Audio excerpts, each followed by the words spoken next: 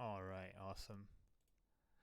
How's it going, everyone? Welcome back to Inside Fnatic's Brush for another episode of the interviews.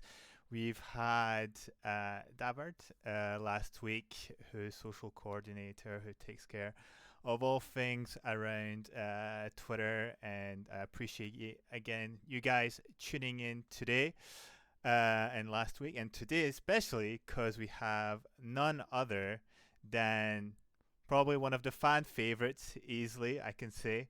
One that I'm super happy actually uh, joined in to this series of interviews. It's none other than our good man, Pete. Pete, how's it going? Can you hear me properly, first of all? And how are you doing? Hello, hello. Yeah, I'm good. How are you? Awesome. I'm very good, thank you. As I was saying, I can't tell you how happy I am to have you on board for these interviews. If any of our viewers or you are familiar on how it works, usually we start with a little introduction from our guest to explain, a bit of his career path, how he started to get into esports, what got him interested, and how you managed to join Fnatic, your first steps, and how it's going today. We've got some amazing questions from our community, obviously, and we always end with interesting quickfire questions, 10 questions you'll have to answer as fast as possible. So if you can get us started today, Pete, with a little explanation on how it started, the small Pete, and how he got to be the big Pete in Fnatic today. I'm still small Pete, I guess. I guess yeah, I started as a journalist. I was I studied journalism at university, and then yeah, did odd jobs here and there after uni, moved around a little bit. Worked a little bit in football, worked a little bit in traditional sports, but then I started really getting into photography and videography. So I started basing all of my jobs around those two disciplines. And yeah, I was a freelance for a really long time before I joined Fnatic. And that's actually how they found me. So I just found a job ad on Instagram from Fnatic. I had knew who they were. I'd been following EULCS at the time for Mhm. about, I don't know, maybe two splits. Okay. Uh, um, yeah, nothing, but I wasn't like a hardcore fan or anything. Mm. But yeah, I played League of Legends before that. I mean, just very, very, very casually. Didn't even play ranked if I recall correctly. Mhm. And yeah, but then I saw this job ad on Instagram and I was like, okay, well, why not? I'll apply. Well, so I DM'd them Mhm. and they DM'd me back. And yeah, did my first job. It was really crazy actually because like I rocked up to the Berlin gaming house and like Caps greeted me at the door, and I met all the players. I met like Reckless, Soaz, Hilly. Yeah, it was Dylan at the time, Mhm. Joey, and yeah, it was a photo shoot for Ballistics Ram, Oh if yeah. I Mhm. remember Okay. correctly, Okay. that Yeah. we were Yeah. sponsored by them back Mhm. then. Mhm. So I did, yeah, I did this photo shoot, and I told the guy that was there. Or I told it was actually the head of video at the time. I told him, yeah, I do I do video work as well. Mhm. So um a few weeks later or months, I can't really remember, but they were like it was like I remember it was just a really big step. So I did this like tiny photography job. It was super fast, Mhm. super cheap, cheap and nasty. It was basically a sponsored deliverable for them. Mhm. And then a few weeks later, they're like, "Hey, Pete, do you want to come and do a documentary in Copenhagen for us for Wow. the EULCS Spring Finals?" Mhm.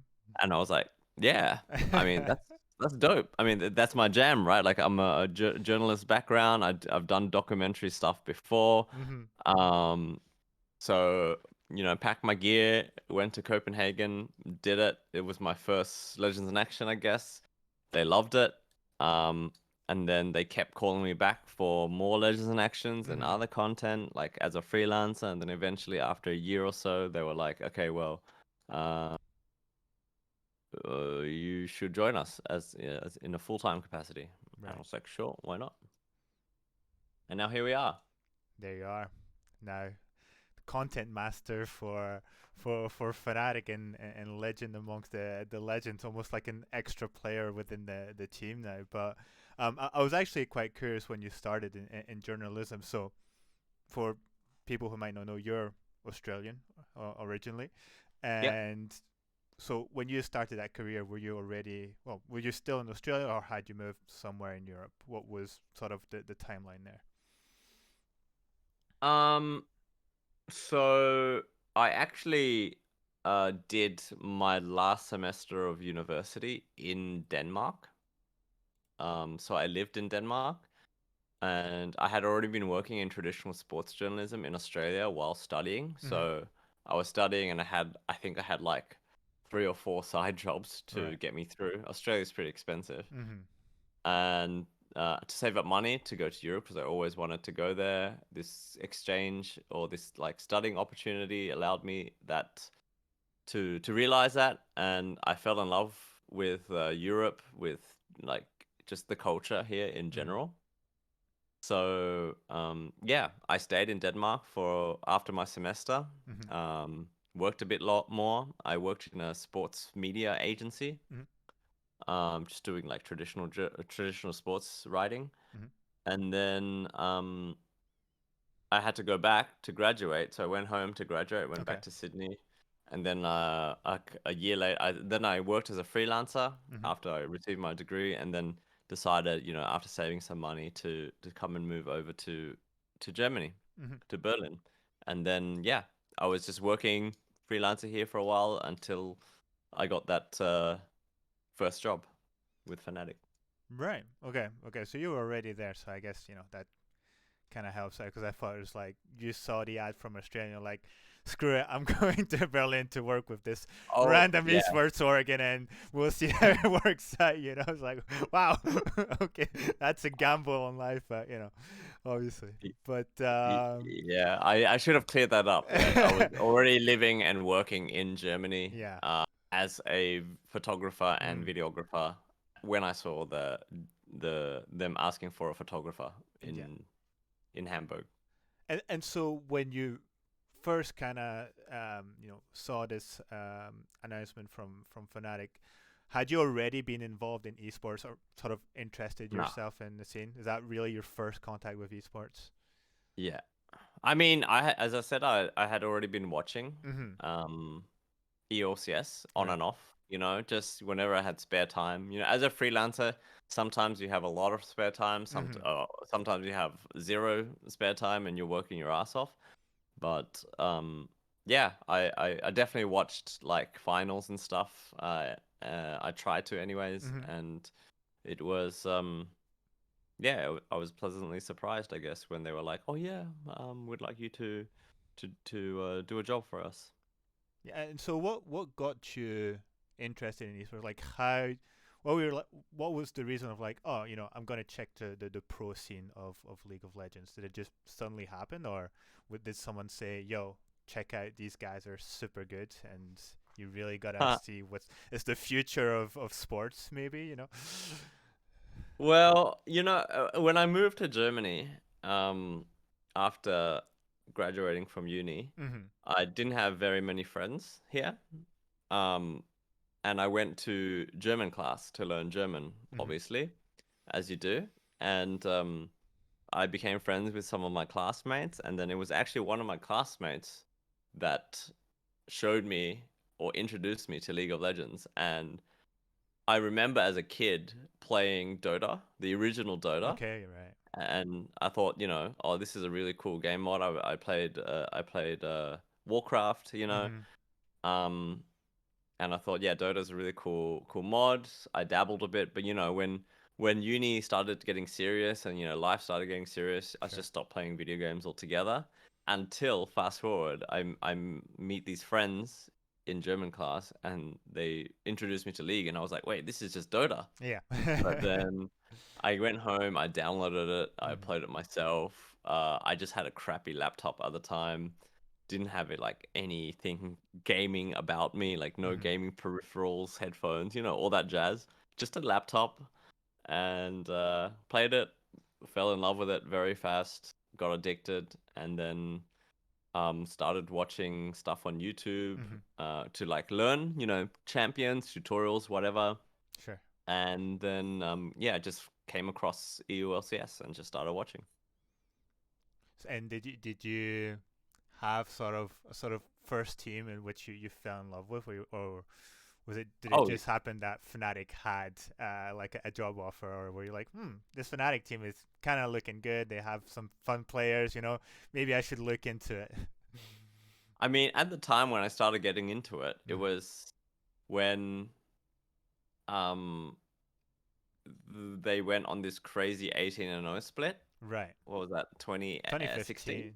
Well, no, 2015? definitely not 2016. There's like 2015, which was the golden era, and then Yeah. 2016, which is the Okay. year we don't talk about, and then there was the rebuilding phase. Yeah. I mean, something you have to know about me, I'm really bad with like numbers and dates and stuff. Hmm. But yeah, that team, with Yeah. Huni Rainover, Febivan, Hmm. Reckless, and Yellow Star, was Yep. it? That's Still? correct. That's correct. Yeah. Um yeah, that's what like got me, and Fnatic was definitely my first kind of like team that I rooted for simply Hmm. because of this fact. I just jumped on the bandwagon basically. And yeah, I mean, it really stepped up when I started working for them. Hmm. It's not like I was a diehard fan before I started working for them. Yeah. As I said, I was just a very casual viewer. Sure.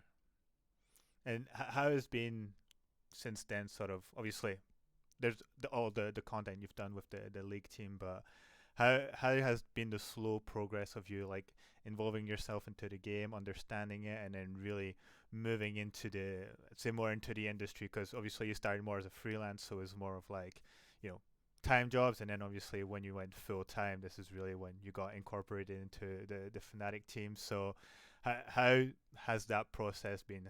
Did you really have to learn everything about the game and the industry, or did you just take it step by step? I mean, I guess by the time I joined Fnatic in as a freelancer in 2018, Mm-hmm. I had already played League for a few years, Sure. so I know. So, like, I knew the core mechanics of the game. I Mm-hmm. knew the game. I even knew some of the memes and stuff, like just following on. I actually didn't even open a Twitter account until 2018. But anyways, I yeah, I knew about the scene a little bit. I knew about the game. But then when I started working as a freelancer, I played more and more actually. Mm-hmm. Um, and I tried to like really immerse myself in the culture. And I remember when I was like rocking up to the office, uh, week by week, I would start to pick up on the lingo Right. that it was most. I remember it was mostly Whippo and Caps Mm-hmm. that were like really trying to. They didn't teach me that, but they were like when I first met them and talked to them, and or just like heard their conversations with each other. I was like inting, Mm-hmm. like all of this jargon, inting, running it down, smurfing, Mm-hmm. all of that stuff. I was like, what the fuck are these kids on about? I had no idea, and I had to actually Google some of the words Mm-hmm. to like try and like because I was too embarrassed to be like, what does this mean? What does that mean? Mm-hmm. Um, yeah, so eventually, yeah, so I remember this distinctly, and then I got more and more into it. And when you're spending so much time with them, it just rubs off on you. It just Sure. the culture and the lingo and the love for the game, the passion for the game, just rubs off on you, and I find a lot of joy in that. So is that what eventually inspired Fnatic Teaches Nerd? Um, I don't even know how that came about. I believe it was like an ideation session. Mm-hmm. with all of the video producers at Fnatic, and I think it was my colleague Phil that suggested it Mm-hmm. in the first place, and I was like, all right, well, that's actually not a bad idea.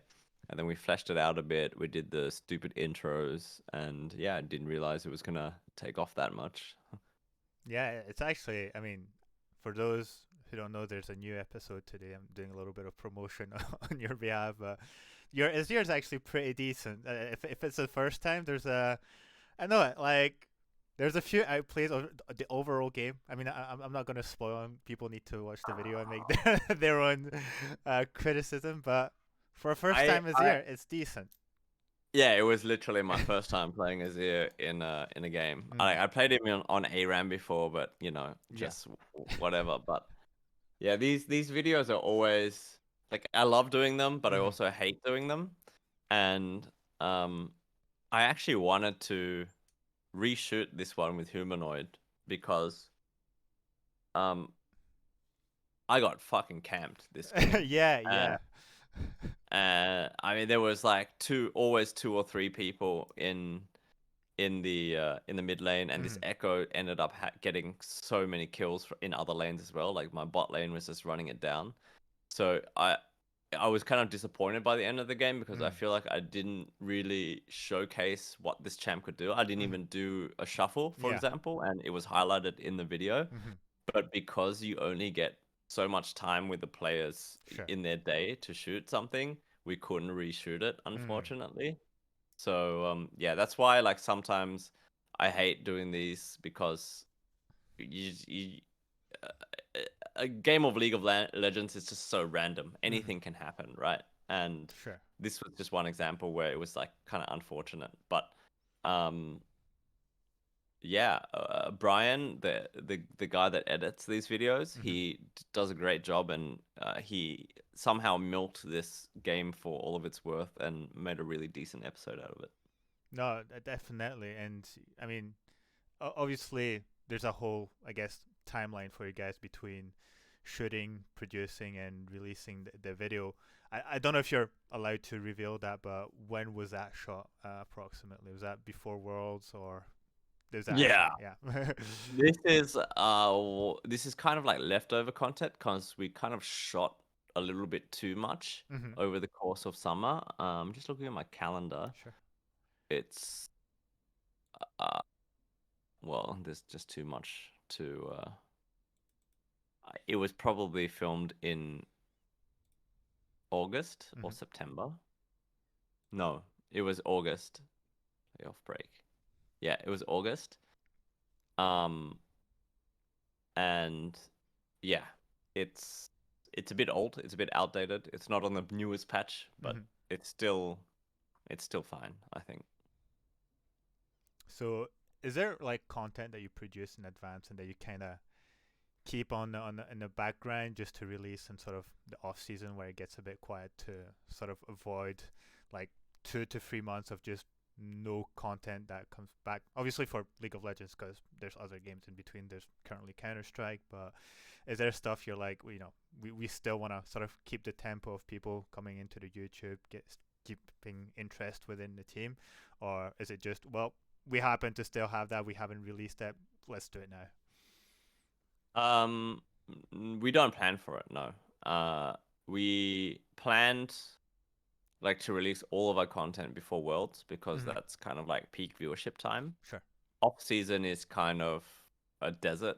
Um, so we normally don't plan to keep any content um to post now. It just happened that, this episode we didn't have the resources, we didn't have the manpower to Mm-hmm. and the timing to release before Worlds or during Worlds. Mm-hmm. Um, so we're doing it now as a kind of like bonus content, Mm-hmm. and yeah, it works out well because yeah, we do get to post something during off season. Mm-hmm. But luckily for us, or unluckily, our off season is very very short. Sure. Um, especially if with the new LEC format next year Mm. it starts quite early. So we're going to be back at it making content in the next few weeks, Mm-hmm. so there's not really that much break time when you think about it.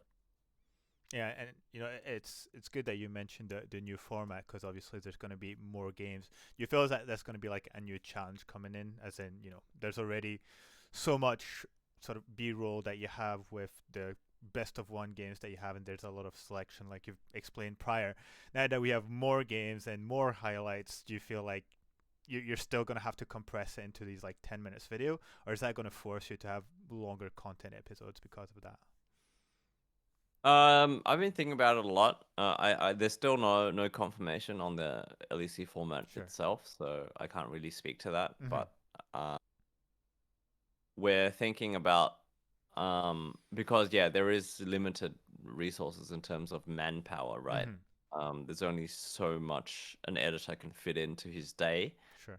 and into a 40-hour week for that, and we're already like doing a lot of like this year we did so much overtime Mm. because we had just so many videos going out, and we kind of like overloaded ourselves a little bit, Right. especially with like La Formula, inside La Formula Mm-hmm. highlights every week, voice comms, and then a special video like Fnatic Teacher's Noob or whatever, or like High Sense, or, whatever.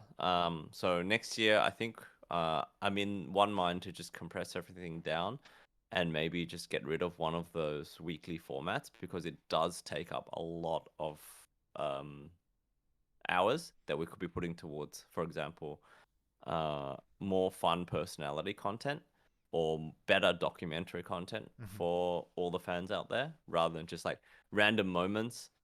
Something like more deep dive, more in getting inside the players' thoughts and emotions during these matches. Yeah. I mean, that's obviously, I mean, already. I have to say, by the way, like I believe we're the only team that does this on a very consistent level. So, That's what I was I gonna say. Yeah, and there's been yeah. a lot of discussion. I think, especially during Worlds, about teams who actually make content during Worlds, and I don't know if you've seen the discussion. There's a lot obviously about NA and with the 100 Thieves, when they were saying that apparently they went to train in the T1 facilities and they didn't even produce any content. Apparently, there's a lot of funny moments in that situation, and they didn't even bring that during Worlds. So that's exactly what I was gonna say. It's like it feels like you guys are always producing content, and it's always super neat at the end, and it's always well timed. Even though Riot in itself, especially for League, are always putting like very short schedule. Even when it goes from, especially for Fnatic this year, it's like play-ins and groups that you barely have the time to breathe, even prepare for the players. So I can't even guess, Mate. for the producing team afterwards. Yeah, this year was horror when it Mm. came to the tournament schedule. Usually we have a week between we play groups week one Mm-hmm. and groups week two, and Yeah. then a week before we play quarters, even though we didn't make quarters this year. But, right after play-ins, I think it was like 4 days, and then we played groups. And I personally like coming from this journalistic background, Mm-hmm. I want all of our documentary stuff to be relevant. So let's say we make a video about play-ins. I don't want to release it after groups week one Mm-hmm. is played, because then it's no longer relevant, Sure. right? I want to release it before groups week one starts, Mm-hmm. so that it does two things. It recaps what we just did in play-ins in Mexico. People get a really nice, like, up-to-date uh, look into what we got up to. Sure. Plus, it also hypes people up for that groups week one, Mm-hmm. and then so on and so forth down the line with the tournament. But yeah, unfortunately, this year it was so tight. But I have an amazing team of editors Mm-hmm. that work super hard. And they basically like, as soon as I film stuff, I like throw them the cards, and Mm. then they start editing it like instantly. And so there's a lot of like late nights in places Mm-hmm. such as Worlds to get these legends and actions out on time. Mm-hmm. Um, I have toyed with the idea of just going down the route of not doing anything during Worlds, because it causes us a lot of stress. Sure. and just collecting all the footage, just filming, focus on filming really good content. And then after we're knocked out or after we win worlds or whatever, we make a really sick, like, like feature length Yeah, after movie. almost like a documentary. Yeah, I mean, there's no reason why we still can't do that. Let's say we win worlds, right? I Yeah. would definitely do that. But I still, as a fan myself, I would still like to see like the most up to date behind the scenes Yeah. after every week or every stage of competition. Especially since the format of Legends in Action is just much more in depth of even what you've done in the LEC this year of dividing between the highlights and the sort of behind the scene moments, and it seems like League Legends in Action is like even more where there's these in-depth interviews and you're really going towards how the players are feeling about their wins and their losses, and then especially I think what was interesting, I feel, this year is that in groups there was this such massive contrast between week 1 and week 2, obviously, where it was like top of the world week 1, everyone's super happy, even with not one loss against EDG, and then week 2 is just what happened, and you kind of have to balance both. And I mean, it would make sense to even for a short sort of tournament for Worlds to make that documentary, because I think there's so many feelings with all the stuff that happened, even prior to the tournament, Upset and Hilisan getting sick and just kind of shuffling the whole situation of like, how is planes even gonna happen? Are we even gonna qualify for Worlds? And then they come in, Upset gets a pentakill. Like, what is going on? Rux being such an insane standing. Like, there's so many things happening, but yeah, it has to be hard to make these decisions on the spot, and still being in accord with the Riot sort of scheduling afterwards. So completely understandable. I'm seeing Loki already coming in with his cheeky question, saying, I have a question. Who do you think as your hero in life, and why his name is Loki? I don't think. No, I don't think so, man. Fucking Loki. Man. He is my hero. Is he? Oh, wow. There you go, Loki. Here's your question answered. And speaking of which, actually, let's dive into some community question. Okay, Loki. Well, at least you can take that one to the bank.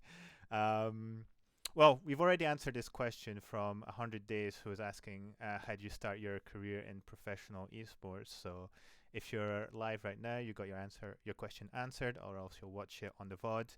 But since we're speaking, It's lucky. It's pure luck. It's great timing on there. But oops, I'm clicking on the wrong stuff. There we go. We have a massive list of questions here.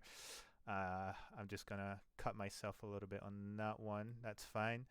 But it's a really good list of questions that I have to read in order. So I'm just gonna make sure that I do this properly. There we go. I need to increase the size on my side because it looks super small on my thing. So first question was, without giving a good idea away, of course, is there something you'd really like to do in terms of format or content? And I'm gonna put the next question with it, in the sense that would some of that content be in relation to other LEC teams or other LEC people, and is that something you're allowed to do in the first place? What do they mean by other LEC people? Well, like I'm other guessing, LEC like, teams? let's say you would collab with, I don't know, Excel, because there's two British organizations. So yeah. do you really have to stay in sort of your Fnatic corner, or you're like, oh, let's do a crossover with No. Wunder and whoever's going to be the next top laner for Excel, for instance, so. Yeah, definitely not. We don't have to stay within Fnatic, and as a matter of fact, this year, sorry, I keep thinking last year. This it's already season, over. yeah, this year, we went to a very, very far pre-production stage of a content piece that we were gonna make alongside Excel, and they kind of did it by themselves. They did the agree or disagree thing with their players, and we were going to do that with like one Fnatic and one Excel player, Right. and yeah, split up into two parts. We were going to post one part, they were going to post the other part, and that would have been really, really amazing. Mm-hmm. But something popped up. There was some issues. Okay. Uh, uh, yeah, I. Can't say more about it. It was more because, yeah, it was. I would say like a little bit more on their side. Okay. And we were a bit too antsy to go ahead with it. Mm-hmm. Or yeah, but for me personally, I would have just done it anyways. But you know, there's a lot more stakeholders than just me when it comes to these kinds of things. Mm-hmm. But yeah, we were going to do that, for example. And I personally know many of the other content managers or content people from other teams. I know Lara from SK. I know um, uh, uh, I knew Darius from Schalke. We were going to do stuff together, I Mm-hmm. think. Like we talked about it. That didn't go very far because we got just too busy. And I know in the past, like for example, we did content with T1 when we did Guess My Elo with Reckless and Teddy. That was a really, really cool collaboration. And yeah, we do want to do more stuff like this in the future. Mm-hmm. But there's a lot of like headache and um, roadblocks. Yeah. For example, sponsors. You know, like we can't do content with this team because they have like a same category sponsor that Mm-hmm. is competitor to our sponsor, for example. Right. Um, oh, that also reminds me. Back in, I think it was 2020 or 2021. What year is it now? It's 2020. We actually did a whole shoot day with G2 for BMW, and I don't know what happened. Like I spent so much time and effort Mm-hmm. helping organize. Like I wasn't the only one that felt this way. There were a lot of people that made this really cool Fnatic G2 content day happen. Mm-hmm. But I don't know what happened to it. I actually like we even made like a behind the scenes video featuring both G2's players and ours Mm-hmm. ready to go out, but the main content never went out. No one ever spoke of it again. It was just weird. Like I was really disappointed, and yeah, I hope one day we can just make something out of it. I don't know. So it just got canned out of nowhere, and there's like Yeah, no but they one didn't spoke tell us. about it. It never existed, and just went into smithereens to never be spoken again. Yeah. How do you manage like? There has to be a lot of frustration because obviously there's a lot of time that's put into it, a lot of resources, and I know this is also a follow up question from someone else. So maybe I'm overstepping on the list of questions, but I think it's a good time to ask is that on the content that has been canned, how do you manage those situations? Is there a race of like, oh shit, we have to prepare something else because we had that content planned for this period of time, so now we have to offer something else to the fans? Or is it just, forget it, we have to keep on schedule and continue on the projects that were already on the agenda? Um. Well, having been working in video production for a while now, I can say that the esports industry, and Mm-hmm. this is two sides of the same coin, the esports industry in itself, in all aspects, not just video production or content creation, there's two words you can use, is volatile Mm-hmm. or flexible. It's the same, two sides of the same coin, right?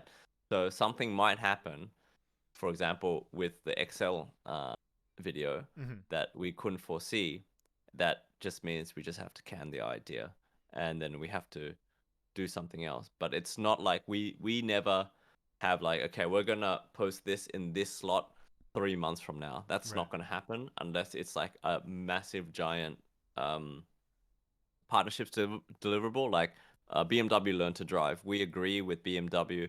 Okay, it's going to go out on this date, and this date. Those 3 episodes. Boom, and those are set in stone. And we try to like those are our deadlines. We Mm-hmm. try to get those out then, but on a normal weekly basis, where it's basically we're basically catching up up with ourselves. So we finish a video, we tend to release it the next week, and then we're trying to catch ourselves with the next one, like try to play catch up with what we shoot, because shooting is the easy part. Post production is the thing that takes usually a really, really long time. Yeah, I and hope that answers the question. I don't yeah, know. no, completely. And there's actually a good follow-up question for Loki, who gave us that bit just before he left. You were talking about the flexibility and the volatility, and he's saying that apparently viewership across League of Legends content has been declining. So have you already? First of all, have you seen that on your side, and are there any Yeah. plans to solve this? I mean, there was a plan to solve it this year, but it's just in general. I think LEC and League of Legends audience are erring more on the side, like content is evolving in League of Legends, I say, or in LEC.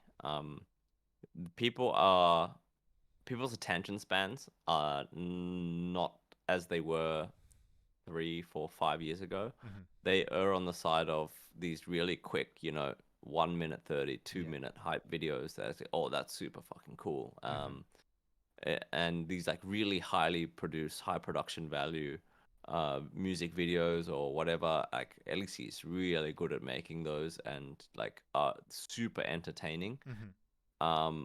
Our philosophy has been to do more personality content Mm-hmm. than rather than brand content, and I think we're going to try and change that, and we did try to change that for this year. We tried to do some of these short form content, but in my heart and my soul, Mm-hmm. I still want to tell the stories of the players, show their personalities, show the trials and tribulations backstage. Mm-hmm. And unfortunately, only a small core audience really enjoy that. The vast majority of viewers Mm-hmm. would rather spend time playing the game or consuming these much more short form pieces. And that's my theory, at least. I could Right. be wrong.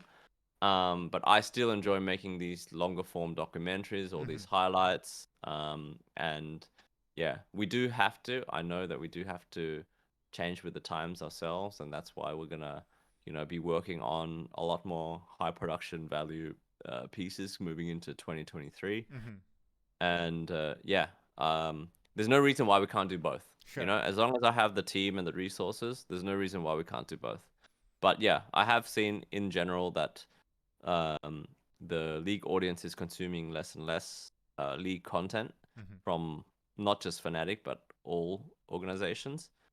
Uh, the US is like in the States is like basically really dead. Mm-hmm. It's not what it used to be for sure. Like TSM Legends used to get so many more Yeah, I views. Now remember. they're True. barely scratching like 10K. Mm-hmm. Um, Team Liquid Squad, and these series, like these videos are way better made than the stuff that we put out. Like they really put some time and Mm-hmm. effort and production value into these documentaries, but unfortunately, this is not what people want to see anymore. Apparently.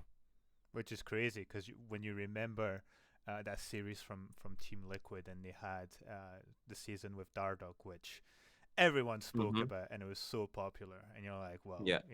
it almost, it's a bit of a situation of like damned if you do, damned if you don't, because as you were mentioning, the content is evolving, but it's like there are those pieces of behind the scenes of you actually show players as real human beings, because through the lens of video games and social media, people tend to forget this, especially when the players are having a bad game or are losing. People are super quick to flame and just forget that there's a real person behind. And I think those type of content really give you that lens of like, oh wow, okay, those are people who are having real emotions. They're not just robots plugging into a game like it's the Matrix and just executing a bunch of sequences on a keyboard and a mouse.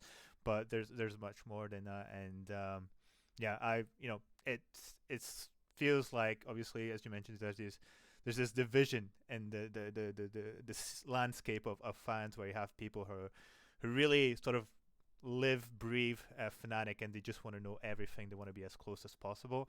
And people who maybe just enjoy esports as a whole and have chosen Fnatic as the team to support, and they're like, just give me a few things so I know what's happening. Like maybe, the highlights is enough for them just to get the scores, and then that's it. Yeah. So and Yeah, I mean, there's a how do you say, disjunction, or the data that I get from, and by data I mean like a lot of people reach out to me and ask me to do content, certain types of content, and like the vast majority of people that reach out to me are the super passionate fans. Just, we want to see more behind the scenes. We want to see more of the players, what they do outside the game. Like, do you know how many times I get the question of, can you just like film, I don't know, humanoid or the team for the whole day and just upload that whole video? And I'm just like, what? Cameras in their rooms, like. So yeah, so like, in my mind, people are like, yeah, we want this behind the scenes stuff, but then when we actually like make the most transparent, the most deep, the most revealing documentaries, people don't watch them. Yeah. Like, they don't get views. So like the data doesn't really add up. The numbers really don't add up. So that's why we have to move away from that and do other things as well that are pure entertainment, And actually, speaking of which, it's a great follow-up question in terms of like the type of content, and it's still from Kyoko here, asking, who's really coming up with those ideas, like is it a whole team? Is it you who initiates the first idea? And if you'd had any example, and on top of that, sorry, if you would prefer, so he's using the term team house here. I'm guessing for the players, because now there's an office, but there's not like the old team houses as it would be like many years ago, where players would actually live together. Would that be easier for you, or it's already sort of having a game office well enough because you have them all in the same room, even if it's just like for scrims and stuff like this? Purely from performance and just psychological point of view, I would not live in a gaming house with. I would not. Would you live with your colleagues? I wouldn't live with my For the colleagues. right price. Yeah, like we already see so much of each other. The players see so much of each other.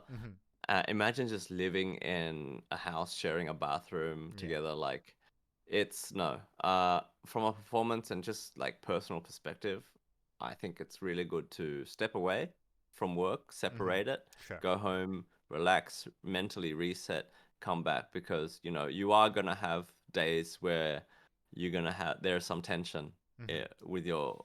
It happens in the classroom, it happens in the workplace, it happens everywhere. With your friends, like sometimes you're just like sick of your friends, and that's the truth. Like, you can't deny it, and it's just good to have a place to yourself to get away from all of that, and so you're not a dick. The whole yeah, basically that. In terms of just to answer the other question about content ideation, yeah, a lot of the ideation stuff happens. I mean, in the past, I've put a lot of that on my shoulders, and especially at the beginning of my tenure with Fnatic, I was the only one that was working in League of Legends content. Like, I was literally the sole person that was coming up with ideas, shooting, editing, doing like, I did a lot of the Twitter, I did the Instagram, I did the YouTube. So I was like but slowly over time, I've been allowed to build up a team and lean on like other people within the company as well to come, and we have like really cool ideation sessions. This week we had a really cool ideation session. Oh, fuck, why is that so hard to say? Really cool ideation session. Great meeting. Yeah, meeting, and like everyone contributed, and yeah, and that was for an upcoming video project that we're gonna do, which you guys will see hopefully in a few weeks. But yeah, it's definitely a team effort. In the past, as I said, it was a lot of pressure on me, but I don't feel that pressure anymore. Yeah, I guess I'm not absolutely. alone. Yeah, exactly, exactly. Well, just to round up this series of great questions, we've obviously seen the sort of custom mice who've been released recently. He's asking if we can expect a Fnatic Pete version of the mice. Huh? No, no, they're not going to spend any resources on this move. But I have. Oh, there we go. This is one of the prototypes. I Mm-hmm. believe it's one of Hylissang's Okay. prototypes. I can't be sure, Mm-hmm. but George very kindly gave me this to borrow to kind of like test and use over time, and Mm-hmm. it just to like see the longevity of the materials he used and like the build quality and everything. And to his credit, it still works perfectly. Now you can see like where the fingers rest, Yeah. that it's a bit worn out, but Mm-hmm. Sure. this particular version has not had that coating Mm-hmm. on it.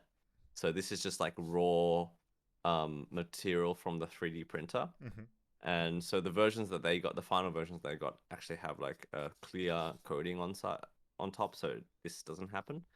But otherwise, I use this as my daily driver. I use this every day. I play games with it. I Mm-hmm. work with it. It's so comfortable. George is amazing. And that's how you were able to do some really nice Azir shuffles afterwards, right? No, so in these videos, I don't use my setup that I have Mm-hmm. at home, or even the setup that I use at work, like my work setup Mm-hmm. at work, my workstation. We actually like have a setup in the studio using like uh completely different peripherals Mm-hmm. to what I'm used to. Plus, like people don't really notice this and this is why I think I'm so bad, much worse than I really am in these videos. Not that I'm putting it on or anything, Mm-hmm. but you're sitting next to someone, right? So usually I have the player here, and so the monitor's here. Mm-hmm. So the minimap is like way across the way. So like you're playing askewed from the center of the Mm-hmm. monitor, which you're not used to. Your mouse hand is like across the way. You're not using your own peripherals, and this is the big one. You're playing with no audio. So you Oh notice yeah, of I'm not course. Yeah, yeah, we're yeah. not playing.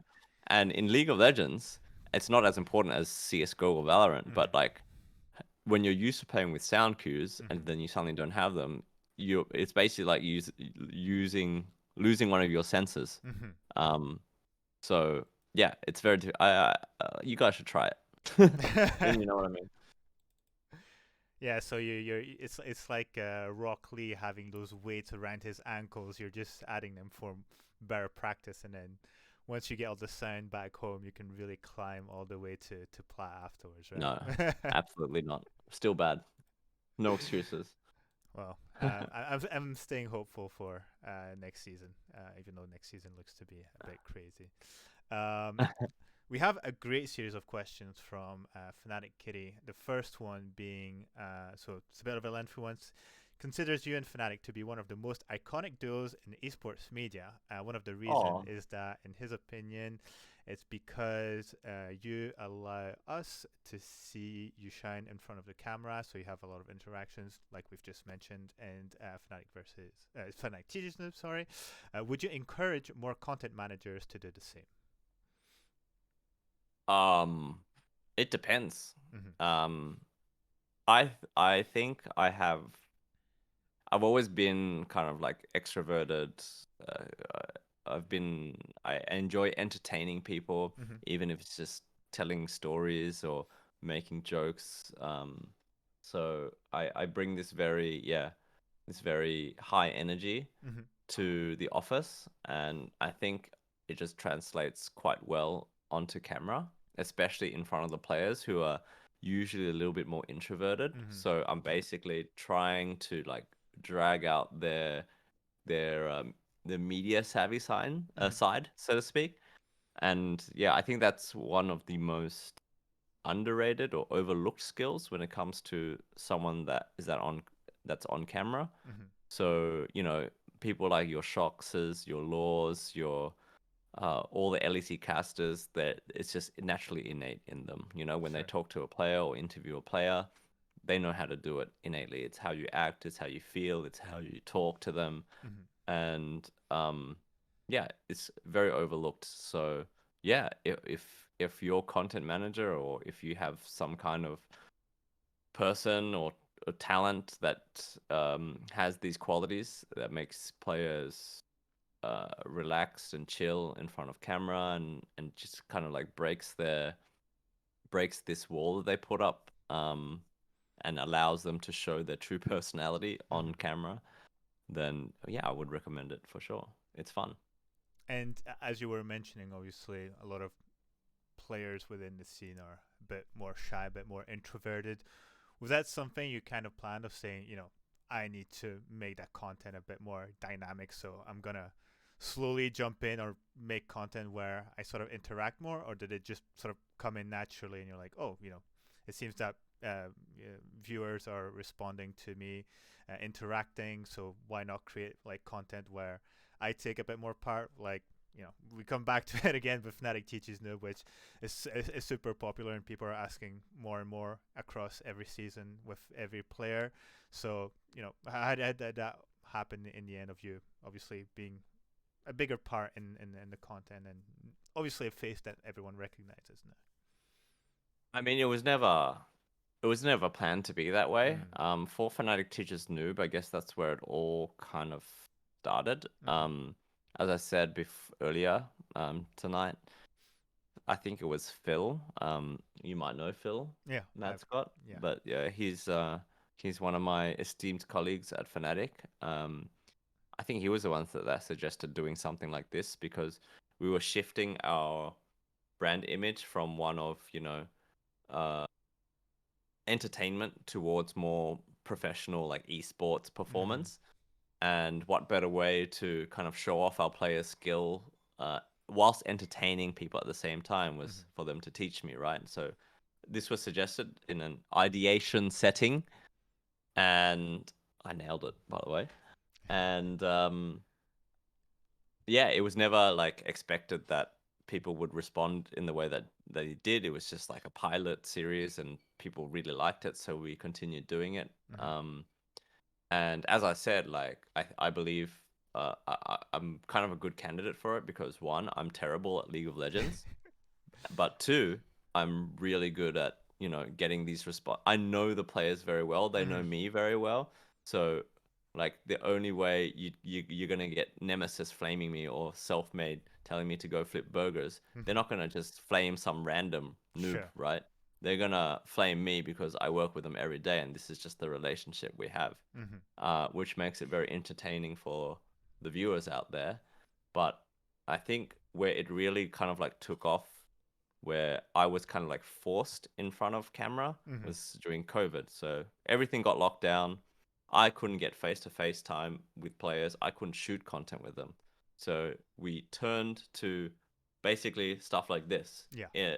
interviewing on Discord, or playing games together on, I think we played like the drawing game Mm-hmm. Yeah. online, or like reacting to videos online. So you kind of like need a catalyst or a host for this. So I kind of stepped in there and tried to Mm-hmm. do that.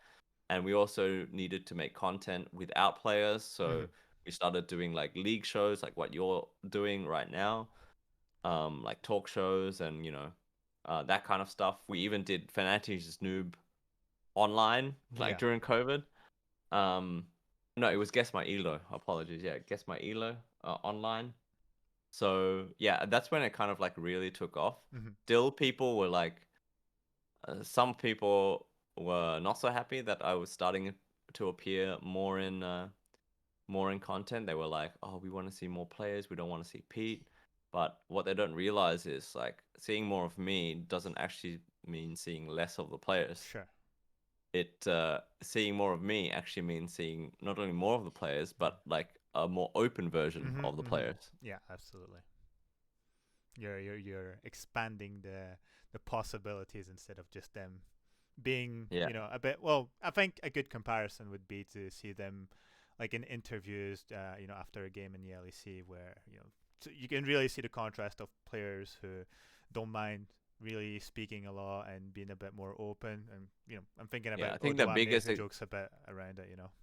exactly, like guys like Odoamne are like just naturally gonna Hmm. flow in front of camera, but even then he like you still need some kind of catalyst to Hmm. get the conversation flowing. Sure. I think the best example I can give you is like Nemesis. When he Mm. first joined Fnatic, we were Mm. just like, what are we gonna do with him? He's so shy and introverted, and he Yeah. gives one-word answers in interviews. I remember. And Yeah. then like the more time I spent with him, the more he kind of like opened up, you Yeah. know?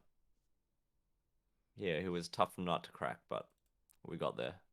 Well, speaking of which, we have a great follow-up question from Fnatic Kitty, who's asking, who has been the easiest player to work with content-wise, and the most challenging as well. Ah. That might be a difficult Am I question. throwing someone under the bus here? Not necessarily. I mean, you did say I mean, that I Nemesis was didn't a bit mention a tough nut to crack, so that's maybe the answer you can give. But he maybe was, there's challenging. but in the end, Hmm. he also ended up being one of the easiest people to work with because Mm. he saw the value in content. Yeah. He was the one that came up with the idea of me cutting his hair and making a video out of it. That Really? wasn't even my Wow. idea.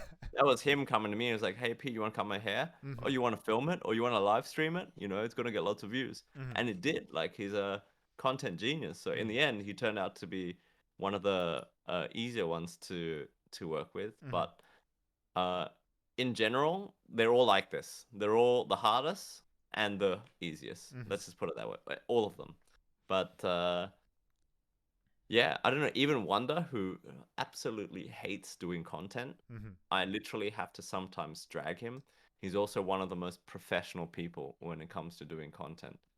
Um, so like when he's in front of camera, he knows exactly what to do, then it's super easy. But the process of getting him from his PC to the studio is tough. I was actually gonna say I'm surprised that you said Wonder was one of the hardest to get in front of camera, because for me personally, he's the one that makes me laugh the most. I think his comedic timing is the best. Like I mean, Yeah. because the way you guys also like film it and edit it, when he has like these small comments, he just like sort of speaks under his breath, but you guys catch it on the audio and you zoom on him. I'm like, man, I hope the people watching hope how need to realize how hilarious this is. So Yeah. yeah, thank you for actually dragging him in front, because he's like, for me, he's like MVP of the content every time. And I mean, Yeah. obviously even through his tweets, but I think that really translates as well onto the camera. Absolutely. So He has a very like ironic dry personality. mhm. He hates working with me, but I love working with him. There you go. Actually, still speaking about the players, it's Roasted Dude asking if you had, any sort of favorite moment with the players, maybe an anecdote to share with us. Would it be current or even past rosters you've worked with?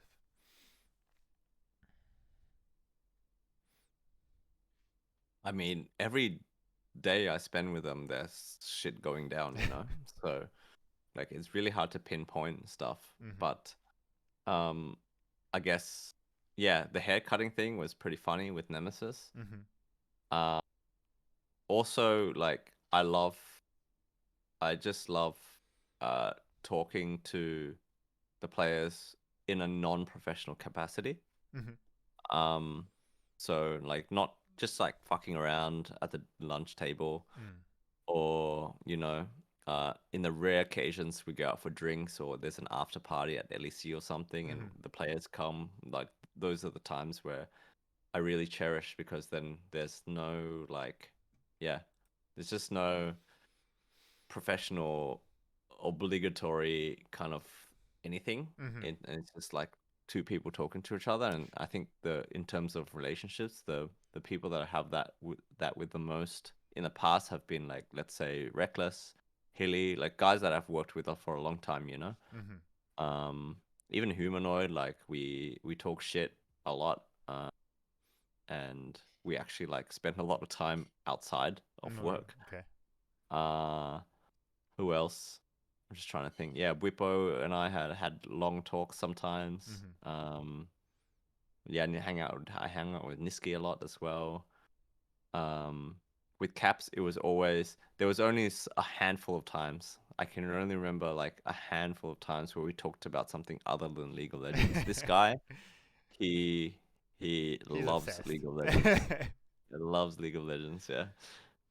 No, he was the one who was Yeah. crushing every time you guys were doing like a content about League of Legends lore, where it's like recognize the champion quote or the skin. Like I remember he was just like, oh yeah, it's like him and Bwipo. They're like Whippo, the yeah. biggest nerds out Whippo, there. yeah. But Whippo had also just a lovely soul as well. Mm-hmm. Like very yeah, very open and honest. And you could tell when he was like pissed off at something. Mm-hmm. Like you could just see it. Yeah, I don't know like what other kind of moments like the when we were spending all that time in Korea together at Worlds 2018, that Mm-hmm. was special. Whenever we go traveling, it's just so fun. There was one time in LA where I was with Hilly. Who was it? Hilly, Broxer. Oh yeah, I forget to mention Broxer. Like, Broxer is um and we were with like our analysts at the time. There were so many like inside jokes from this one night. Mm-hmm. Uh, and then yeah, just some of them I can't talk about, but Mm-hmm. others, yeah, most of them, yeah, you just have a good time. You know, I like to have a good time. Yeah, I mean, obviously, it's like you want to be able to be more than just the content guy. Yeah. Speaking of which, Steelfist24 asks, "Who is the player you have been closest to during your time Oh in man, Fnatic?" why do they do this to me, man? Pick Like I your can't pick favorite. one. I cannot. No, I cannot answer that. I honestly, like, Mm. I shit you not. This might be an answer, like escape answer. What do you call it? Cop out answer. Cop out answer, Yeah. exactly. It might be a cop out answer, but every relationship that I've had with every single player Mm-hmm. is unique and special, and we have our own little things that we do. Mm-hmm. Like, we have our own little rituals. We have our own little inside jokes that other people wouldn't get. So, like, I'm not the type of person to pick a favorite out of Mm-hmm. these. Come on, man. And you know, in that regard, obviously, when you who've been in Fnatic for many years now has seen different iterations of the roster. When there's new players coming in, how is that process of getting to meet them, getting comfortable with them? Is it just purely through content, saying, "Hey, I'm P and the content guy, we're doing this video," or is there like a sort of little, I don't know, introductive, like, "Hey, I'll be the guy who'll be filming you. Let's grab a coffee or something, get to know each other," or is it just very raw? And hey, today we're filming. You crack the whip. It's content time, and you just bring Yeah. him in. I mean, grabbing coffee or tea or a drink Mm, is not a thing within esports, I think, or within Fnatic at least. At least I've never done that with a player where we just go out for coffee. mm, It's more like, yeah, it always starts with, hey, I'm the content guy. mm. I need to get to know you a little bit better. I'm gonna ask you a few questions, about your past, and then it's basically just an onboarding interview, Right. just so I get to know them a little bit about my past. If they Mm-hmm. have any questions about me, I will answer them. But it's very formal at the beginning, but it becomes very friendly very quickly, I think, Mm-hmm. because you do spend a lot of time together Yeah. when the split starts. Like literally every day you're playing, you're chilling together in downtime, you're eating together, and um, it moves very, very fast. It moves very, very fast. Even Rux, like in in NA when we were at Worlds, Mm. like I everyone loved having him around, and he just was a really like friendly character. Mm-hmm. Um, so it goes really quickly when you spend that much time together. It's natural. Awesome. And so a bit more on sort of, again, the background of filming and your interaction with players. We have a very interesting questions from Your Dream. more around, I would say, the emotional moments. For instance, he uses the example of Niski crying after Worlds. So his Uh-huh. question is, so there's two questions. There's one question where, when tensions have been very high, have people just, well, he says push your camera. I don't think that really happened, but maybe you'll have some stories about that. But just like completely denied filming, and how do you manage to select the moments you really want to put forward? I know you have spoken previously about, you know putting forward Niski crying, and there was a whole discussion about you getting his consent. But where does your mind go through when there's those very raw moments, very intense moments? Do you feel like you still have to keep the camera on them because, well, you have to put it forward for the people? And I'd almost say to a point where, if we take the example again of 2021, where it's a very specific situation, rumors spread across the internet, and obviously, there's like what you want to do in terms of a content creator, but also maybe giving the truth to the people, saying, this is the shit that's happening right now, and those are the players that you have in front of you. So, and those basically, that's a general question. Has there been any sort of confrontation in those, tense moments, and what's sort of your thought process when you come up with filming them, editing it, and picking the right pieces to show the audience? Well, first of all, with the Niski thing, Mm. that's I don't think there should have been any discussion. Mm.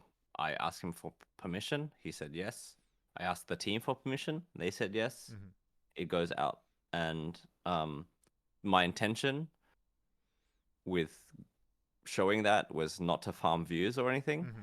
but it was to show people, because they were so toxic, Mm-hmm. the human side, Yeah. the human cost of competing at a very high level and having so much pressure on you, like unbelievable amounts of pressure. I don't know how these kids basically deal with the pressure of performing on a weekly basis, let alone at Worlds, Mm-hmm. where the the weight of an entire continent is resting on your shoulders. Mm-hmm. But yeah, to answer the question, I'm really torn. Like in this moment with Niski, I was very torn. I just wanted to put my camera down and just go and hug him. Mm-hmm. But the other side of me, the professional side of me, is telling me, you have a job to do. Mm-hmm. There's someone else that can fill that emotional, role in comforting Niski, and Yamato did. So it wasn't my place to do that, even though with all of my being, with Mm-hmm. all of my soul, I wanted just to turn the camera off and go and just give him a big hug Yeah. and just let him know that it was okay, and it was okay to be emotional Mm-hmm. in that moment. And I'm like, when I think about it, I have to kind of tear up a little bit as well, Mm-hmm. because it was very, very difficult in that room. And but yeah, I only kept the camera on because I knew I had a job to do, and I make sure that all the players know when Mm-hmm. I am filming that it's not like it's streaming live. Yeah. Like a lot of people don't understand this in 2022. Maybe it's hard because Mm-hmm. everything is just about live and the now, Sure. but cameras record the past and we can pick and choose what to show. Exactly. That being said, there have been like many instances in the past where I've been in a team meeting that's been a little bit too heated. Mm-hmm. I've been in moments where there's been some arguments. It happens all the time. Mm-hmm. Not necessarily just between players and coaches, but like other people as well, where they've been like, "Don't film this." Mm-hmm. And of course, when someone says, "Don't film this," I respect it Sure. and I turn the camera off. That being said, I try to film these moments as much as I can, Mm-hmm. uh, good or bad, because you know, and the players know, the staff know that you can edit it. Like you can pick and choose what to show, and I will never release something that's gonna hurt somebody. Mm-hmm. Like I don't think I've ever made that mistake, honestly, because I'm extremely careful to only release content that is one, entertaining, Mm-hmm. two, has a meaning, and three, doesn't hurt people. whether it hurts their careers or their loved ones or whoever. And if it treads a line like the Niski issue, the Yeah. Niski case, then I will just go ahead and ask them, is this okay? And if they say no, I respect it. I won't release it. If they say Hmm. yes, then it's my job to do that. Yeah. I mean, obviously, I think it's important to, obviously clarify that, you're not being super intrusive with those people, because I think that also gets lost in all the content that gets put in, and I think they almost forget that there's a guy behind the camera as well, and it's not just like an eye that's floating all over the place, and just picking up those moments. There's a real process behind. So yeah, Yeah, there. you make a really good point there too, because it is someone that they know behind the camera Yeah. that they trust. Hmm. So you wouldn't probably, if there was just, let's say they hired a freelancer Hmm. instead of having me in that room, they would have probably told that person to stop recording, or Yeah. that person would have stopped recording out Hmm. of respect. Sure. But because of the relationship that you build over the course of however many months or years even, Hmm. there's a trust built up between you and the people that you're filming, and they trust you um to not fuck them basically. Yeah. No, absolutely. That makes sense. Um, a bit on a lighter note, we have our good man, our hype man, I should even say, True Viper, asking you about your favorite moments. So both in terms of your favorite content piece and your favorite moment as a content manager. Both can be the same answer, but yeah, I don't know if there's distinct situations here, but is there a content piece you're most proud of in terms of the work or the results it's had? And as a content manager, since you've joined Fnatic, what has been your best moment? um Jesus. I've been asked this question before, but I've been equally stumped because I don't really think about what I've done in the Yeah. past so much. I kind of like tend to forget what's been made Hmm. because I'm sure there's been some really really really things that I just forgot that were like should have been memorable Hmm. because I don't have the best memory in the world, but I do remember like the Pepe Awards. Yeah. Kind of an underrated video, but It that was is. so fucking funny. They were in a mood that day, Yeah. and we had released. We shot actually 3 videos Mm. that day, and it was right at the beginning of COVID. We just came back from Milan, from Mm. from Oh Fashion yeah, Week. yeah, Um, People were sick.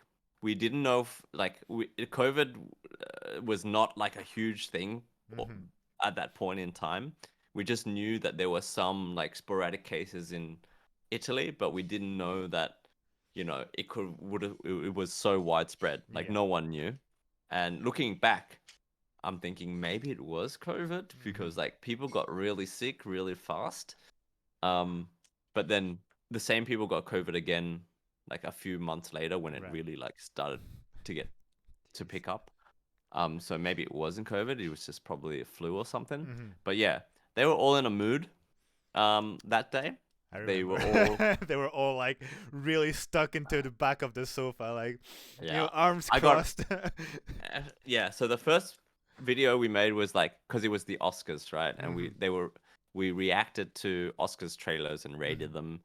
And this was probably the worst video I've ever made. They were super low energy. The production value was shit. They just hated the concept, and I should have just never released it. And that's my bad. Uh, and but like conversely, like after that, we did the Pepe Awards, Hmm. and then they all suddenly like got super into it. Yeah. They forgot they were sick, and then the video turned out great, you know? So people were like completely flamed us for the Oscars video, but then absolutely loved the Pepe video without realizing it was like filmed on the same day. Hmm. So it's not about like, yeah, it's about the concept more than anything. And it was my bad that the Oscars thing ever made it to YouTube in the first place. Hmm. And then the third video we made was actually um, guessing and rating the Fnatic art. Do you remember Oh this? Where they yeah, like yeah, yeah. They painted their painted. Yeah. they painted in pairs, and then they had to rate and guess who painted what and like Mhm. who made the best painting. And this was like another highlight for me Yeah. because it was scripted but very unscripted. Mhm. And that's the way I usually like to do my videos is like even when it's scripted, if there's things that don't work out or if there's like a little bit of uh there are moments that are not, like predicted, Mhm. unpredicted moments. I love those, and I always keep adding them in. Um, so yeah, those were probably two really like underrated videos, and a whole day that was really underrated for me. And Mhm. after that day, I got really sick, so I got it from one of them. Oh no. I remember. And then I'm really proud of most of the BMW stuff that we've made, Mhm. because I really think it pushed the boundaries of esports content and what esports content could be. And it really showed what a bigger budget and bigger support from like a company such as BMW Mhm. can allow us to do and flex our creativity and our muscle in terms of video production. So the Mhm. first series, like When Ultimates Meet, where they Yeah. met the BMW junior racing team, Mhm. Mhm. I put in so much. This was like weeks and weeks of work, and I remember I did this mostly by myself with the help of a producer that I hired, like a outsider, Mhm. because I honestly did not know how to do or have the contacts in Berlin to pull this off by myself. But I'm very proud of that. And then once I saw how it worked, the Mhm. second BMW, the Road to 2023, oh no, Road to 2021, sorry, 2023 is next year. Road to 2021, where Bleak. we went to well, no, we're not doing it. When we went to Belgium with Whippo and Niski, and we did the wine tasting with Yeah. Upset and Yamato, with the The getting chocolate thing as well. haircuts and the Yeah. chocolates, Yeah. and then that Spice is Right, Oh, that where was a banger. this, yeah, this was a really, so I came up with most of the scripts myself, the Mhm. ideas, and luckily I was allowed to make it Mhm. because normally we wouldn't have the budget or the resources to pull off something like this. Mhm. And I was so happy when it was all done. I was dead after the production, but I was so happy, and I'm very, very proud of this series. And then the third series we did with BMW was the Learn to Drive, Mhm. which was cool as well. Really, really cool. Um, yeah, where I got to drive a BMW race car. That was dope. Sweet. Yeah. So as content manager, you get to participate in some pretty cool shit Mhm. that you wouldn't normally get to do otherwise.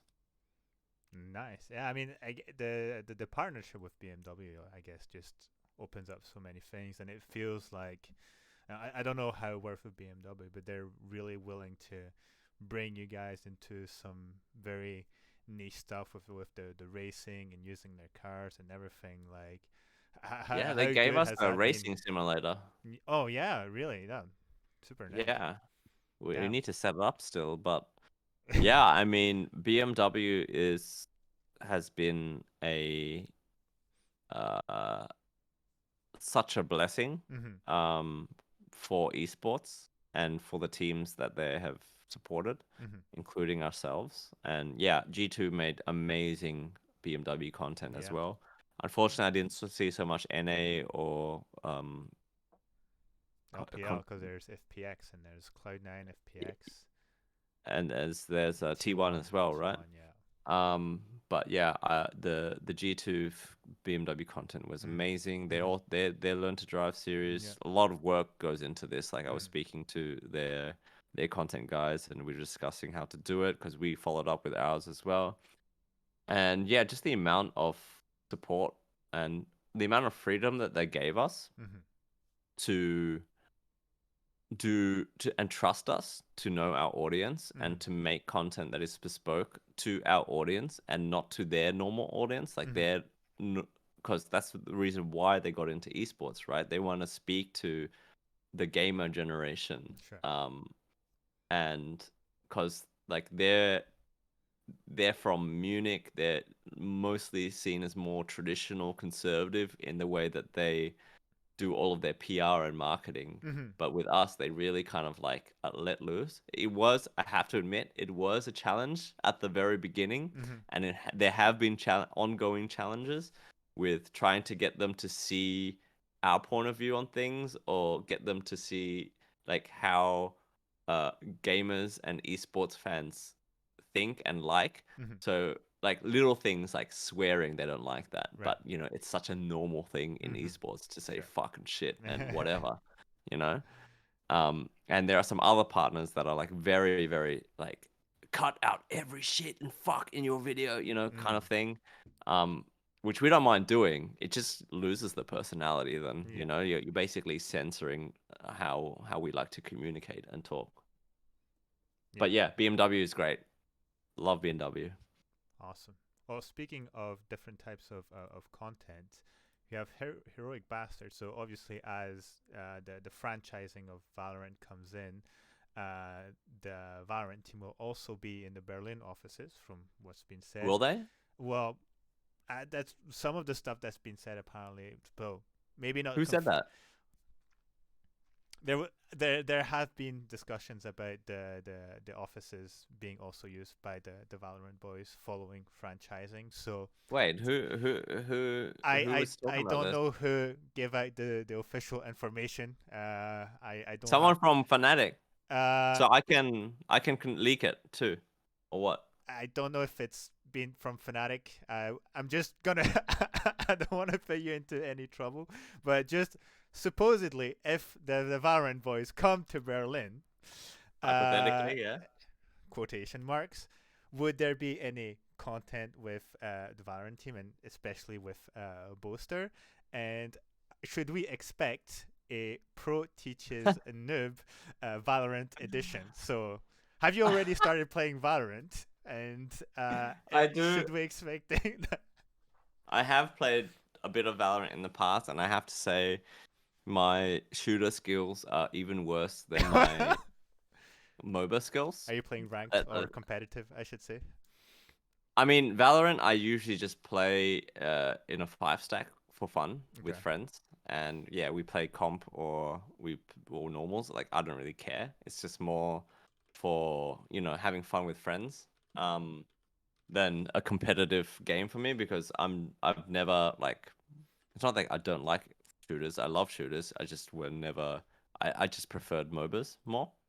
Um, as I said earlier, like Dota, Mm-hmm. the Dota 1, the first Dota. But yeah, content with Boaster. I've always wanted to do content with Boaster. Even when he was still at Excel vlogging, I was such a huge fan of him vlogging. I Mm-hmm. loved like that type of content is just so salt of the earth and so entertaining. Mm. And I absolutely loved his personality and what he brought to the team. And I feel like we're both very similar people in that Mm-hmm. respect. So if it happens that the Valorant team moves to Berlin, if I'm not confirming anything, um, the I would be very excited to work with Boaster. Mm-hmm. And definitely we want to, even if even though the teams are apart now and they have been apart Mm-hmm. and they might come together, I've always wanted to do Valorant X League of Legends Mm-hmm. content. Whether that be Pro Teachers Noob, where they play each other's games. Yeah. I know Boaster used to play a lot of League and he was high elo, so maybe a special edition of Fnatic Teachers Noob with Boaster as the noob Mm-hmm. um, would be something to behold. Or like, I don't know, Wonder playing Valorant or something. But not only that, not only gaming stuff, but like other things as Yeah. well. I have some banger ideas for crossover content. Well, let's hope this rumor gets confirmed. Then that's all I say Let's about hope. Let's hope. it. Very quickly, we have our hype mind Treviper, who just wants to put a message through. He wants to thank you for the semis and including him in the video. There you go. So quick thank you from the hype man from the time where he was in Malmo. There you go. Here's your message put through. What was I? No worries. It was a pleasure to meet you. This he's the true Fnatic hype man, and hopefully we get to see him back in Europe, wherever spring playoffs happens. Mm-hmm. Um, Moving on a bit forward, so this is for maybe the future Pete in a sense. Yeah. Saying if you were not the content king for Fnatic currently, would you see yourself managing content for another esports team, sorry, or would you see your career heading in another direction? And side question: who has been the hardest player or staff member to say goodbye to over the years? Um, yeah, I mean, I have had job offers in the past Mm-hmm. that I have seriously considered, I must admit. Um, whether that be to other orgs or just to another industry or something within esports, but like not a team. Uh, and that I have seriously considered actually. But in the end, I turned them all down because I love Fnatic and I love what we stand for, and I love the people that I work with. I love all the players that I've worked with and work with currently. So it's just a very comfortable place for me to be, and I would just I feel like if I went to another org, for example, I would be like kind of starting again from scratch, which is, not a bad thing Mm-hmm. to have a clean slate, but it's a lot of work. And I've built up a lot of, how do you say, like, measures or like kind of repetitive things. How do you say? Uh, like habits here at Fnatic with me and my team, and we're such a well-oiled machine. We like you see how much content we push out. We push Mm-hmm. out like 3 to 4 videos a week. Name another team that does that for one of their esports teams. Yeah. Like, d- um, so we are like we work really really well together, and I don't know if I would find that again Mm-hmm. somewhere else. But yeah, there's always something to consider. And it's not like I'm locked at Fnatic forever, right? Mm-hmm. Even though I love this place, but for now, I'm very happy. And what was the other question? Hardest player to say goodbye to over the years. Um, every player I've said goodbye to is tough. Mm. Um, obviously the ones that I've worked with for longer, uh, were really really hard. So people like the first person that kind of left was Soaz. Mm. Uh, and he was like kind of like the first year I spent in esports. He was like always there, Mm-hmm. and I had been following his career beforehand Sure. as well, Mm-hmm. obviously. So he was like the first big goodbye, and then um there was Broxer was very tough. Mm. I got myself into a bit of trouble because I spent a bit of money to like company money Mm-hmm. to go and interview him in Denmark, Right. and it was just basically I thought that he deserved that, Yeah. but yeah, it was seen as a needless spend. Okay. Um, uh, there was yeah, Reckless, obviously. Mm-hmm. Oh, that's one of the videos I'm very proud of making too. It was, in the heart of COVID, Yeah. I couldn't get myself to Sweden Mm-hmm. that quick to talk to him in person, but he was gracious enough to give me like an hour and a half of his time. Mm-hmm. We would like that interview that we did was so amazing, Yeah. and one day maybe I can release it in full, but obviously with his permission. But yeah, that video I scripted, did the interviews, found the archive footage myself. Like Mm. I had to really dig deep to find like this is footage that has never seen the light of day, and I managed to find it and use it. And yeah, it was a really touching video, I thought. with a lot of emotion because that's just how I felt as well. Mm-hmm. And yeah, Nemesis, Self-Made, for Mm. example.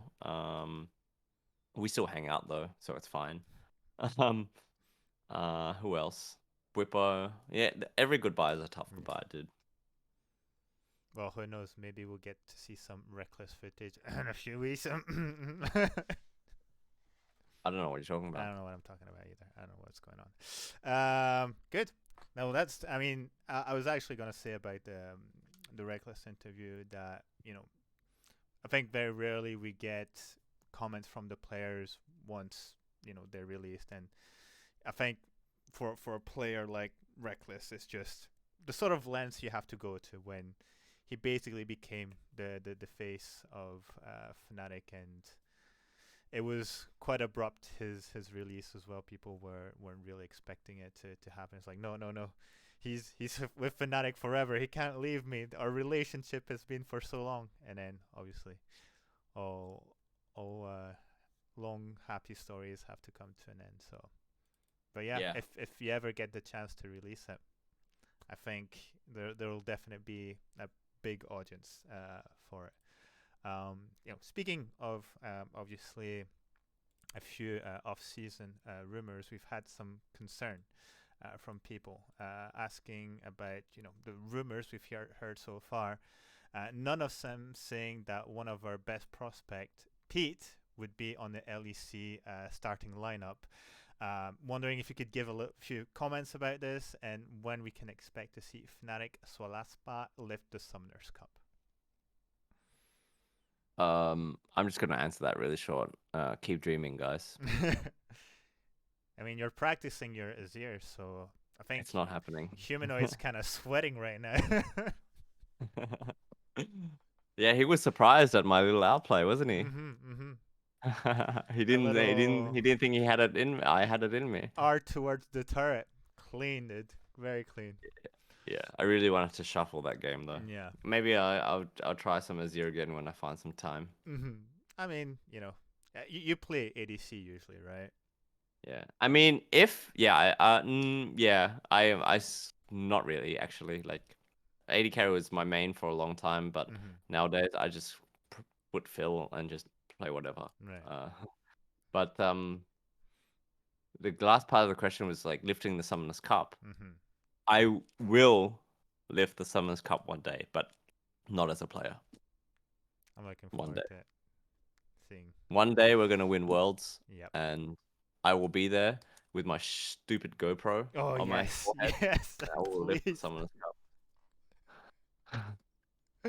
Well, looking forward to that content. You heard it here first, guys. Fnatic winning Worlds, and you get a POV, just as if you were there, as if you were winning the cup with the Fnatic players. That would be Yep. the best content. Yeah. Um, I thought, oh, yes, this question I thought was a bit interesting, especially with your beginnings as a journalist in more traditional sports, hmm asking if you owned a jersey other than Fnatic. So that can be sports related, esports related. Do you have a bit of a collection, or are you just full Fnatic? I see you're sporting the beautiful water element hoodie today, which Oh I yeah. had the other day. I Oh, think it's washing right now, but I have it as well. It's the best one, and Dardo was wearing it as well for his BMW sort of round table with all oh yeah. yeah, he had Oh it. yeah. I saw that clip. Yeah, where he was being a bit sly about the off Yeah. season. Good old Javi. Speaking of like merchant apparel, I have like way I have a lot of like spare jerseys and pants and stuff that I Mhm. just never wear. I think I'm gonna start giving that stuff away next time I see Fnatic fans. Only Um, Fnatic or from other orgs as well? I mean, I give stuff to like friends of mine that Mm-hmm. work at Riot or work on another team. I've given them like my spare jerseys, but Mm. like, what am I gonna do with like six of the exact same jersey? Because they keep refreshing them because of the sponsors, right? So Yeah, they give sure. you like three of them every Mm. time. And so what am I going to do with like, yeah, uh, so I think 2019's jersey I Mm-hmm. have, or 2020's jersey, I have like 15 of them or Jeez, something. yeah. It's ridiculous. Anyways, Yeah, I do have jerseys from other teams. So last year at Worlds, I became really good friends and close with a lot of the staff members from NA teams in Iceland. Right. So I got like a Cloud9 jersey, I got a TL jersey, I got a 100 Thieves jersey. Um, yeah, it was mostly NA teams. Like none of the EU teams talked to me. Mm-hmm. But yeah, I hung out with like their managers or their content, people in the same as my position basically. Mm-hmm. And yeah, we chatted a lot and went to the hotel bar a lot. And we I gave them some of my stuff and they gave me their stuff. So it was cool. But that's pretty much it. Mm-hmm. I have like one 2018 jersey and I have like jerseys from every year since I started. Right. Like worlds and normal jerseys and jackets and all that kind of all the pants, all the hoodies, all the fucking the stress ball is here somewhere. Oh, really nice. Yeah, yeah. Beanies, hats. Like I have so many hats. I have the backpack. So yeah, I'm a super fan. Yeah, I feel like the stress ball will be very needed with the regular heart attacks that we have. I'd say across every title Fnatic plays in, so that's a must-have item to have. So guys, maybe be on the lookout for a Pete giveaway sometime soon. I don't know. Yeah, I don't know how I'm gonna do it, but yeah, come Uh, visit me in Berlin. um, a question more about hairstyle we have is pink hair when? Definitely very serious questions coming from Wait, Teddy. So but you have Teddy, a very nice orange hair right now, but pink hair when? I had pink hair. At Worlds last year. Actually, I lie when I said I don't talk to EU people. I hung out a lot with Alex, Rogue's manager, Mm, because when they're scrimming, you have so much time on your hands, sure. so you're either like editing or you're just hanging out with people. And yeah, I hung out with Alex a lot, and she actually dyed my hair in Iceland last year pink. Oh 'Cause yeah, she remember. Yeah, yeah, yeah, yeah, yeah. So one day, like I just rocked up to the scrim room and I was Mhm. had pink hair and like literally no one noticed. It was so funny. What? There's no Um, cause yeah, I don't know, they're just like clueless. way. And then this year in New York, Uh-huh. we actually did the same thing. So like she dyed my hair red, but Yeah. now it's like turned into this Hmm. like copper orange because it's A washing nice out. Fnatic orange. Yeah, yeah. So I guess it's a tradition now. Hmm. So, what But I did color are have we pink going hair. for Maybe next year? yeah, I don't know. I might do pink again. That was kind of cool. Well, I kind of just like flip it. Every time I go mhm, to the hairdresser, I'm just like, I have this one hairdresser that I only go to, mhm. and she's super, super creative. So I just tell her, just experiment on me, just do whatever. And it usually does something crazy because ICBA, thinking about it. Cool. Well, looking forward to the next color then for Worlds 2023, wherever that will be. Hopefully in Europe. Maybe. In Korea, man. Oh, is it in Korea? Has that been confirmed already? Okay, then. I think so. Otherwise, I just leaked it. Well, I might be out of the loop. I know they at one point they announced like 3 or 4 years in advance, so that's Yeah, I think probably it's nice. Yeah. Korea next, and then it might be. I think it might be Europe, or China again. I think it might be China Come again on, after bring it that. back to Europe, man. Well, last time in Europe was what 2019 as well, so it's gonna be like what? How many years? No, last year was in Europe. It was in Iceland. I mean, it was Iceland, but by default, really. No, and there was no audience. Then they did Yeah, twice in China because there was no audience, and then they brought it back because they could bring back the audience or something. yeah. Yeah, So it was the last one was Iceland, and then was China, and then China China again. again, Yeah. and Where's then it our was Europe. we're sorry, our audience recovery worlds? Yeah, I'm maybe. writing a letter to write. But anyways, I think that was our last audience question, which naturally takes us to our ultimate series of questions, which is the quick fire question. So 10 easy questions. You have to answer the first thing that comes to your mind as fast as possible. Are you Okay. ready? Just let me yawn. Sorry. Yawn, get ready, get comfortable, maybe have a sip of water if It's past needed. my bedtime. Oh my god. Fnatic's Mm. gonna come and say you can't keep our staff this long up. They've got work to do. All right, let's to get us started. Favorite food, Ice cream. favorite color, Teal. favorite animal, Uh, Dogs and cats. favorite movie, Snatch. country you want to visit the most. Well, that's the thing. I've visited a lot of countries, but I haven't visited like South America or Africa. Mm-hmm. So I'm gonna have to say Argentina. Argentina. There you go. Favorite song.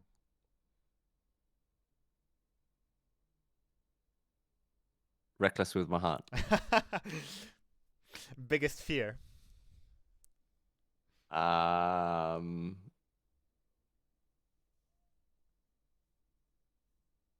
Sorry, it's meant to be fast, but like snakes. I just say snakes. Best gift you've gotten for Christmas.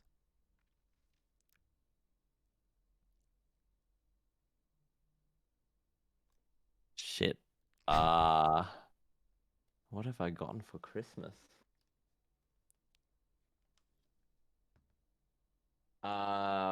Socks. Socks. No, underpants.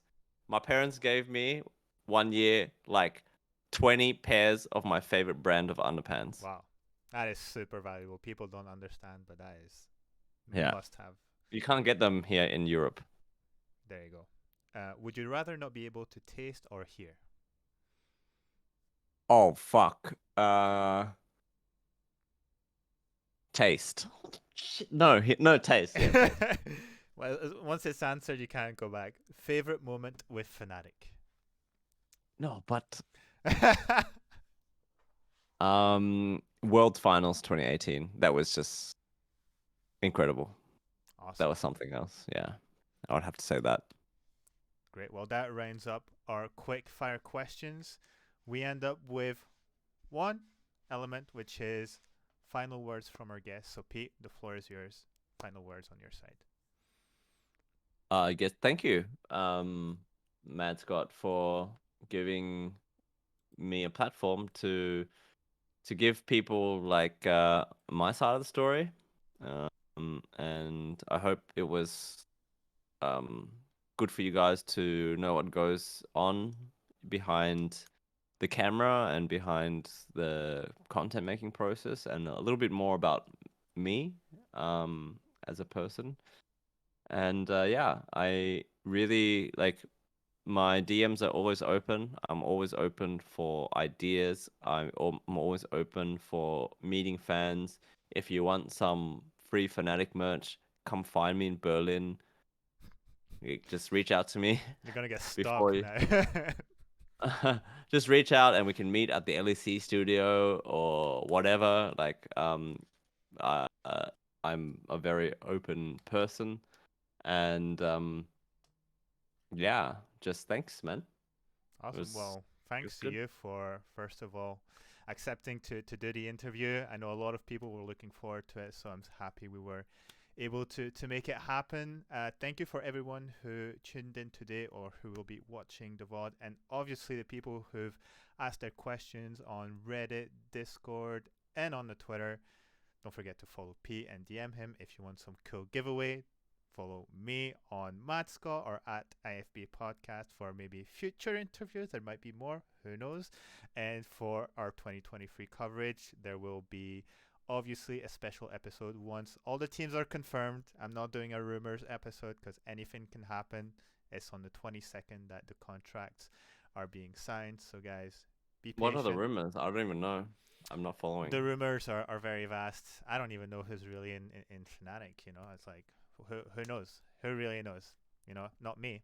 Definitely not me. Not even Fuck know if if I the know. Valorant boys are going to be in Berlin. There's so many speculations right now. So, guys, be I patient. hope they tell me at some point. I hope so. I hope so. And I'm looking forward to the content with Boaster if it happens. Obviously, if it happens. It'll happen, whether we like it or not. Awesome. Well, you've heard it here first, guys. IFB podcast. You get all the exclusive of the content to come for 2023. Thank you again, Pete, for coming in. I'll see you guys very soon. Enjoy the off season. Enjoy the time off. Good luck with all the content that's coming up. And I'll see you next time. Always Fnatic, guys. Bye bye. Thank you.